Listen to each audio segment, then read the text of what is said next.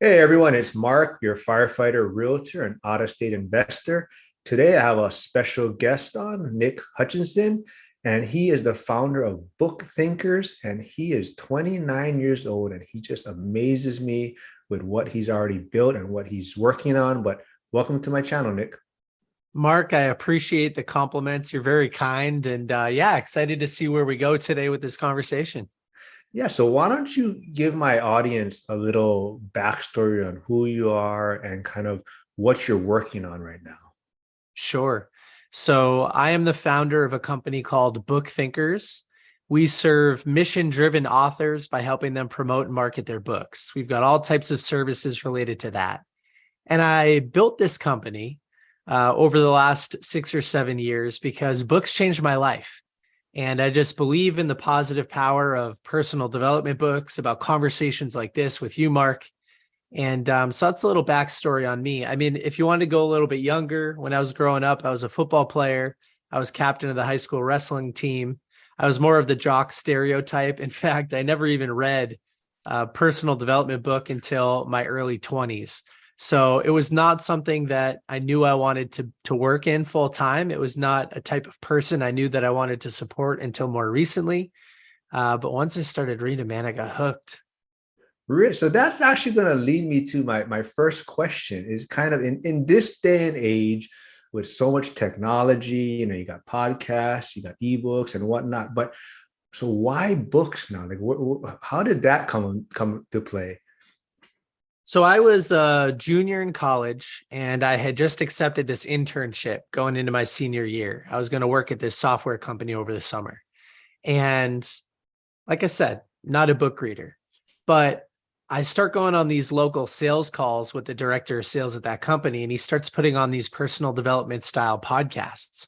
And I thought they were kind of interesting. I had about an hour drive, an hour commute each way every day, 5 days a week that summer. And so I had some time to kill. And I remember him saying something like, listen, listening to the same song for the 300th time isn't going to get you closer to where you want to be in life, but these podcasts, they might. And so I said, okay. I started listening to these podcasts, and oftentimes the guests being interviewed on these shows would recommend personal development books. Hey, what made you successful? This book, that book, this book, that book. And I kept hearing the same names over and over and over again. And I had a real resistance to reading. So I was like, I can get there without these books. But eventually I heard the same names so many times, I thought I'll give it a shot. And so I went to my local Barnes and Noble bookstore with my list in hand. I picked up a bunch of the books that I had heard about, found some other books there too. And I went back to that job. And what was fun about it, Mark, was that I didn't have a ton of responsibility and I had my own private office in this small business. And so I'd shut the door, I'd finish my work and I'd read for a few hours and I would get paid to be there. And these books just instantly blew my mind. And I think your question, why books? Books are physical in nature. You've got to spend time with the pages. You sort of remove all these other distractions. If you're watching a YouTube video and a text pops up and you go over to your text messages and now you're watching another video on TikTok and like you lose your momentum. But a book forces you to focus on monotasking, one singular task. And I sort of got addicted to that. And what was also cool about books is that people spend a lot of time building a book, not as much time building a podcast, not as much time building a YouTube video. And so you're literally sometimes reading decades of information and lived experience in just a couple of days worth of reading. And that was also like mind blowing. So those are a couple of the reasons that I decided to start reading books. I mean, I went from podcasting into books and I just got hooked. Yeah, I love it. I think I kind of in the same path as you. Like I was never much of a reader, and I joke around a lot of times that once I graduated college, I didn't pick up a book for years.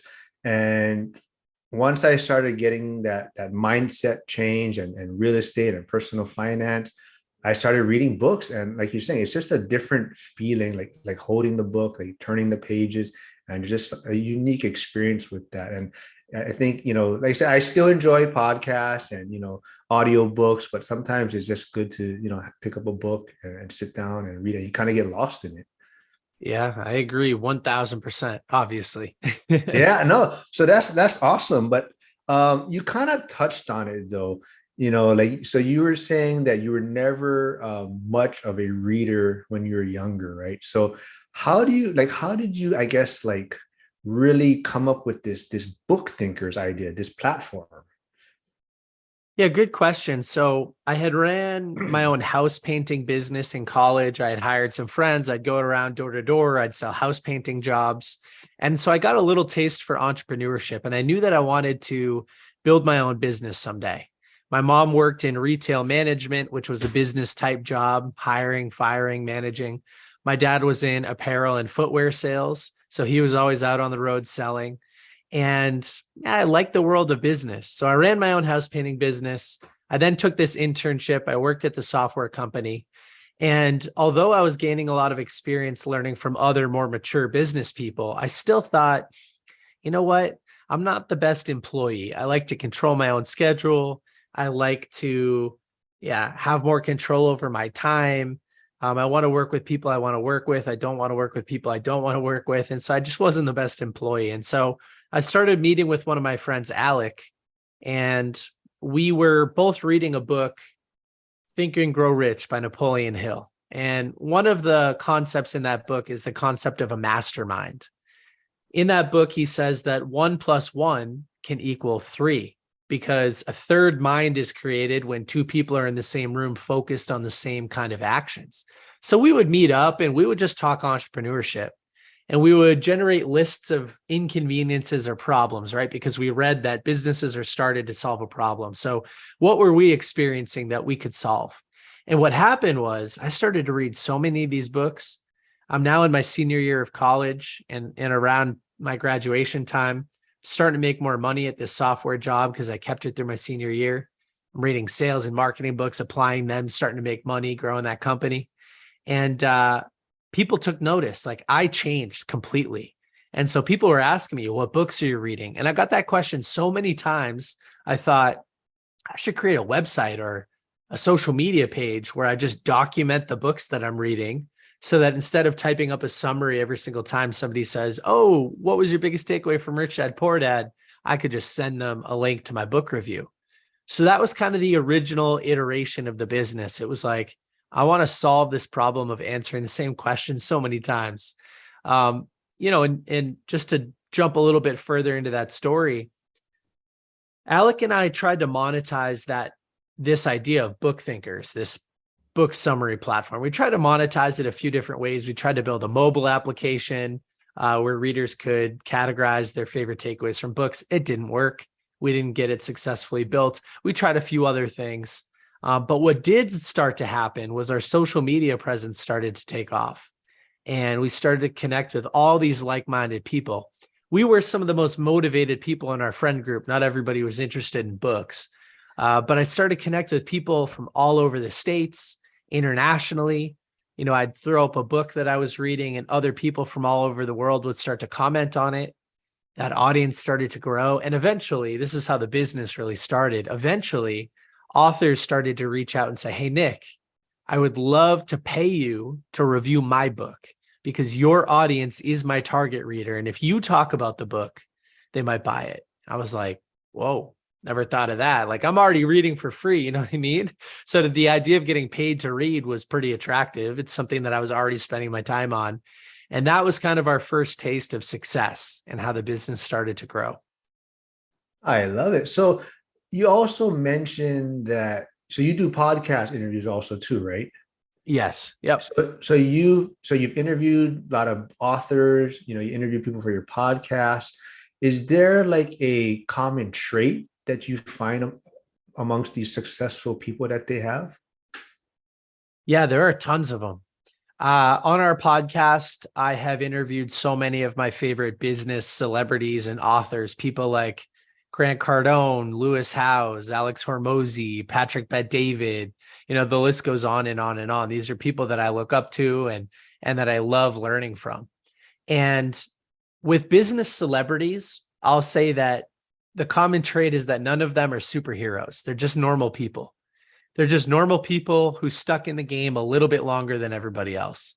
I love to use Grant Cardone as an example because 15 years ago, nobody knew who he was. I think he's in his 60s right now. And so he's somebody who came to be successful so late in his career. I mean, in his late 20s, he was in and out of, I think, drug and alcohol rehab. And so when you dive into somebody's story like that and you just take off the superhero cape and you look at them like a normal human, you start to wonder, can I do something like this? And I think that gives people encouragement. It makes them more relatable. So yeah, that's number one, is that they're just normal people. They're not superheroes. The other thing is consistency. They all just stuck in the game longer than everybody else did. And so there's a cool metaphor that I've heard a few times before. It's that success and failure are the same road. So you're going down the road, you have a few obstacles, but if you continue, you'll find success. If you turn back and give up, that's failure. It's the same road. It's just people didn't persevere far enough. So that's the other thing with all of these successful people. I mean, we've had a couple of billionaires on the podcast, obviously a lot of successful authors that have sold millions of books, and they just stuck around longer than everybody else. Yeah, and you're 29, so you're well ahead of all these successful people. So I think, you're headed down the right path. And like you said, you're already, like you said, you mentioned there was failures in the beginning and obstacles, and you kept pursuing. And I see a great future ahead of you. And kind of, what is the next big thing for you? What are you working on right now? Well, from a business perspective, we're growing. Last year at this time, I think we had 2 or 3 people in the company working full time. Now we're, I think, up to 8, which is amazing. So the business is growing a lot. We're working with authors to help support them. But in my personal life, I'm starting to build a personal brand. It's sort of why we're having this conversation today. My very first book is coming out on November 1st. It's called Rise of the Reader: Strategies for Mastering Your Reading Habits and Applying What You Learn.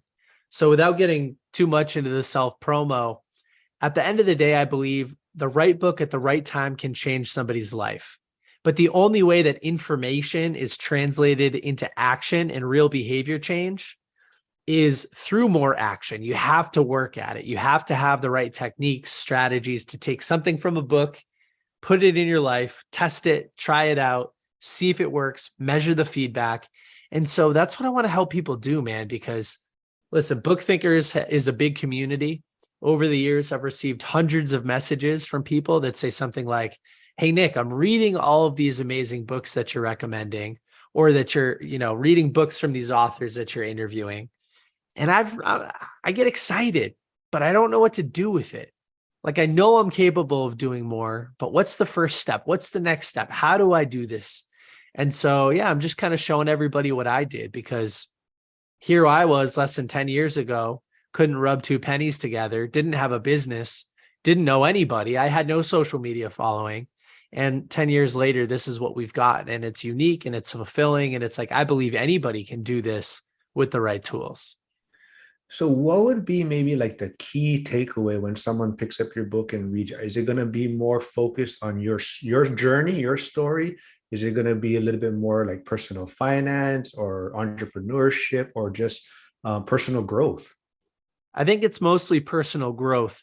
I want to show people the strategies that I used to get the most out of every book that's sitting behind me right now, because I've read hundreds of them and they've translated into my life. Like, I use things from them each and every day.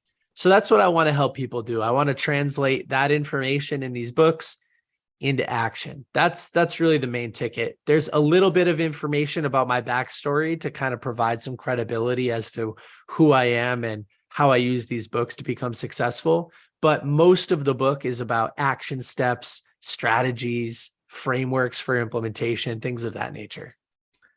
All right. And I do see a lot of books back there, and you said you read hundreds of them. So I bet you can have a great recommendation for like what might be your top personal finance book or personal self-help book. What could you recommend to my audience? I have such a hard time narrowing it down to one, but I'll be brief. So my favorite personal finance book is probably I Will Teach You to Be Rich by Ramit Sethi. And here are a couple of my favorite takeaways from that book. Number one, he talks about budgeting, but he's not like, hey, you have to live below your means. He says, spend extravagantly on the things that truly matter the most to you, but cut ruthlessly on the things that don't matter to you. So here's an example in my life. I love traveling internationally. And when I travel internationally to a new country and I want to try food, I love going out to dinner, maybe get a bottle of wine, a few drinks. That's where I want to spend my money. When I'm at home in Boston, I don't need to go to the same restaurant for the 40th time. So I cut ruthlessly at home so that I can spend more while I'm traveling. That's the type of personal finance conversation that you're going to find in this book. One of my other favorite takeaways from that book is to automate much of your money management. So when money hits my bank account from my paycheck at BookThinkers, a portion of that money is automatically tucked away into an emergency fund. I never saw it. I never knew I had it. I don't even keep that app on my phone for that separate emergency fund bank. It's gone. And so if the money's not there and I never saw it, I can't use it. And it's just one of my favorite tips from that book. I'll mention one other personal finance book, sort of, which is Rich Dad, Poor Dad by Robert Kiyosaki. That book started everything for me. And as a result of reading that book, I've now invested in a couple multifamily properties, which you had mentioned real estate. So I've invested a little bit in some real estate. And that book just taught me that there are so many experts out there, and we can't be individually mentored by all of them, but a lot of them do have books. People like Robert Kiyosaki. Or on the other side of the spectrum, Dave Ramsey, right? The two butt heads on everything as far as their philosophies go. And guess what? You can learn from both of them, have your own opinion, draw it somewhere right down the middle, and pull the best from both. Or like me, read 40 or 50 personal finance books and just grab something from every single one of them. So that was the first category. Any follow up there? Do you want me to jump into the Well, it's funny, growth? many people mention Rich Dad, Poor Dad, Robert Kiyosaki. And I always tell this story that I read the book probably when it first came out. My uncle was in real estate. He gave us all the books and I read it and it never made sense to me. I was so like, this book doesn't make sense at all. I was always told my home is an asset and everything. So I didn't believe in it really. I was like, this is the stupidest book. And now fast forward, 20 years later, I look back and I read it again. And I'm just like, man, this book makes so much sense. If I was doing this 20 years ago, I would easily be retired. But yeah, it just really didn't make a lot of sense to me at that time. But now when I read it, it's just like, yeah, this makes a lot of sense how your home, if it's not putting money in your pocket, it's kind of a liability. But Yeah. that's amazing. And I didn't know you had any rental properties. So that you could maybe come back on my channel later on and we can discuss more your real estate portfolio side. But Yeah, I'd be happy to. And what you just mentioned with the book, I think is a great metaphor for growth. Like it's the same book, but it's a different version of Mark reading it. And that's the best because you've grown, you have more experience to attach what he's talking about to. And so you're just reading it almost through a different pair of glasses or like a different set of eyes. And yeah, I'd be happy to talk about the real estate piece. I don't have a huge portfolio or anything, but I'm a partial owner of a 4-unit and a 3-unit. And I think real estate is an amazing way to generate passive income, but also to leverage depreciation, appreciation, refinance. I mean, there's so much to talk about. So yeah, maybe we'll do another episode. yeah, I mean, just owning one property is you're well ahead of a lot of people, and it's a big learning curve. And I found that out too. Is just getting in the game, it's a big step forward, and you learn a lot though. Like you mentioned, appreciation, depreciation, tax benefits, equity. But yes, real estate is super beneficial, but it's not as passive as a lot of people on social media like to make it That's seem. true. It is some work, but that's some great finance books that you recommended. Now, what about maybe like some personal growth books? Do you have any recommendations? Yeah. So let me ask you, when you think of personal growth, what are some examples? What are some types of books that you think about? Because I could go 100 different directions with this one. For me, I really think it's just, like mindset change or just kind of like you're talking about realizing that there are struggles in life or whatever you're trying to accomplish, and just finding that mindset to push forward and kind of see the big picture of things. My favorite mindset book is probably The Daily Stoic by Ryan Holiday. And the reason I say that is it's a small book. You read one page a day. It's 306. Let me see if I can get the subtitle. 366 meditations on wisdom, perseverance, and the art of living. So your audience might be familiar with the term Stoicism. Stoicism is a school of philosophy that started in ancient Greece and ancient Italy, and kind of passed its way up through some modern philosophers. Stoicism focuses on four major virtues. And within the mindset side of Stoicism, I think a lot about, a couple of aphorisms. One is memento mori. I have it tattooed right here. It means remember your own mortality. Okay. Sounds a little grim, but here's what I mean by that. You only get to live once, so you might as well take full advantage of it. When I see this tattoo beating above my heart, I think to myself, I don't want to waste my time. I don't want to take my time for granted. I want to show gratitude. I want to take advantage of each breath. And so it creates a sense of urgency in my life. That's the type of mindset that I like to have. Another one is another tattoo I have right here, amor fati, which in Latin translates to the love of one's fate. And that's another Stoic concept, because the world is not happening to you. It's just happening. It's neutral. And it's your reaction to everything that's happening outside of your control that determines whether or not it's a positive or negative in your life. So Stoicism says all you can control is your reaction. So you might as well get really good at it and stop worrying so much about things that you can't control. And I love those concepts. And I learned about them originally in the Daily Stoic. The Daily Stoic, each day you read a passage from a Stoic philosopher like Marcus Aurelius, Seneca, Epictetus, one of these famous people, which was probably written 2,000 years ago. Then you'll have a little reflection from the author Ryan Holiday with some action items. And that's it. Just something to think about each and every day. And that's where I learned those concepts. I love it. So now you've mentioned all these great books that you've read and recommend, but why don't you take a little time for some selfless promotion for yourself, like where people can find you, when's your book coming out again, where are they going to be able to get it? But yeah, take some time right now. Yep. November 1st is the launch day. So Mark, hopefully the podcast comes out around then. That would be perfect. And you can find the book in any online retailer. Rise of the Reader: Strategies for Mastering Your Reading Habits and Applying What You Learn. Like I said, this book is all about taking action from the books that we read. They're not just shelf help, meaning they look good on your shelves. They're self-help. They're supposed to help you become a better version of yourself. Close the gap between where you are and where you know you're capable of going. That's the purpose of these books. So let's use them to take action. And where can people find me? I'm on Instagram at BookThinkers. That's my businesses page, and you'll find a bunch of stuff about the book there. BookThinkers.com is our website.